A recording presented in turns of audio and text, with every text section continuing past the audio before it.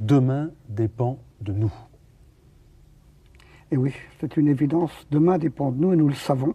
Et par conséquent, nous n'avons pas le droit de laisser tomber. Il nous faut faire un projet pour demain. Il ne s'agit pas de prévoir ce qui sera, mais il s'agit de faire, en fait, le prophète. Le prophète ne disait pas, voilà ce qui va arriver. Il disait, faites attention, si vous continuez dans telle direction, ça va mal tourner. Or, actuellement, on a besoin d'un prophète ou de plusieurs prophètes qui nous disent ça. On est en train de courir le plus vite possible dans la pire des directions. La direction de la compétition, la direction de la destruction des uns par les autres. Et c'est une folie totale. Pourquoi est-ce que personne ne nous le dit? Moi, ce qui me semble, par exemple, monstrueux, c'est de penser que l'on a pris comme moteur de notre société occidentale la compétition. Il faut être meilleur que l'autre, il faut passer devant l'autre. Mais songeons à ce que on évoquait tout à l'heure, pour devenir moi, j'ai besoin du regard de l'autre. J'ai besoin de tisser des liens avec lui. Dès que je suis en compétition avec lui, je ne tisse plus de liens.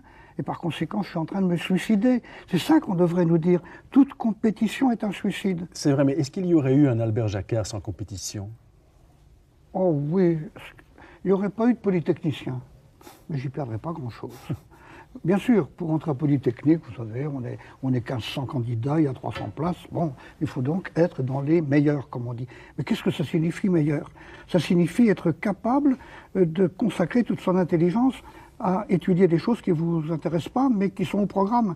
Et par conséquent, c'est faire vraiment acte de soumission, c'est faire preuve de conformisme. Et actuellement, le système des grandes écoles, le système de la compétition, ne fait que sélectionner les plus conformes. Or, on a besoin d'un monde, on entre dans un monde qui va se renouveler, et plus on est conformiste, plus on est dangereux. Par conséquent, on est en train de sélectionner les gens les plus dangereux, ceux qui ne seront pas capables d'imagination.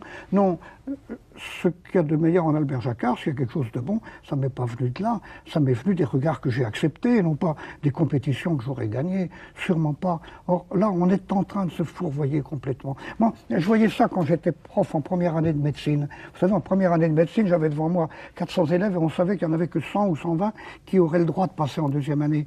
Alors c'était la lutte à couteau tiré, ils se donnaient des faux renseignements. C'était abominable entre eux.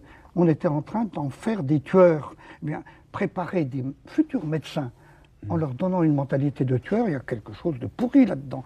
Non, c'est pas sérieux. Je crois qu'il nous faut extirper la notion de compétition de toute la société, et en particulier du système éducatif. Le pire de tout, c'est d'avoir fait des écoles des lieux où on est en compétition les uns contre les autres. C'est la fameuse phrase de Bachelard, en fait. La fameuse phrase de Bachelard que j'ai répétée à plusieurs reprises. Il faut mettre la société au service de l'école et pas l'école au service de la société.